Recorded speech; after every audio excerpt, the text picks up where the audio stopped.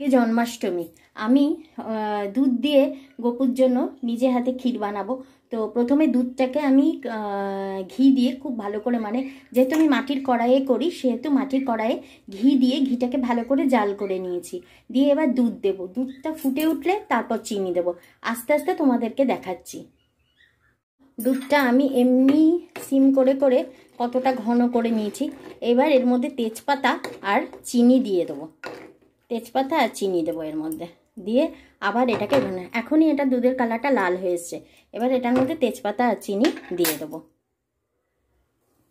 আমি এর মধ্যে তেজপাতা আর চিনি দিয়ে দিয়েছি। এবার তেজপাতা আর চিনি দিয়ে প্রথমে একটুখানি জালটাকে বাড়িয়ে নিলাম। দেখো গ্যাসের ফ্লেমটাকে বাড়িয়ে নিয়েছি।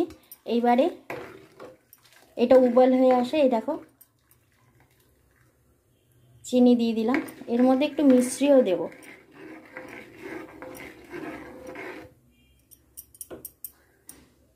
দিয়ে এবারে একটুখানি গ্যাসটাকে কমিয়ে দেবো।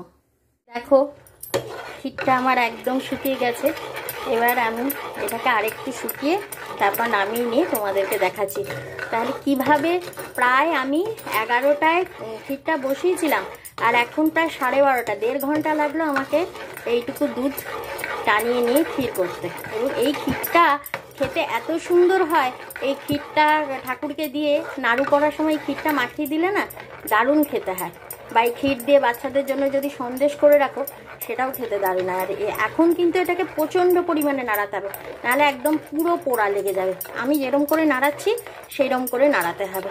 তো চলো আমি এখন রেখে দিই, কারণ এটা না নাড়াতে পারলে পুড়ে যাবে আর এক হাতে মোবাইল ধরে ভিডিও করা যায় না। আমার ক্ষীরটা পুরো তৈরি হয়ে গেছে। তো আমি এইভাবেই ক্ষীর তৈরি করলাম, তোমরাও এরকমভাবে ক্ষীরটা তৈরি করো, দারুণ লাগবে খেতে ক্ষীরটা।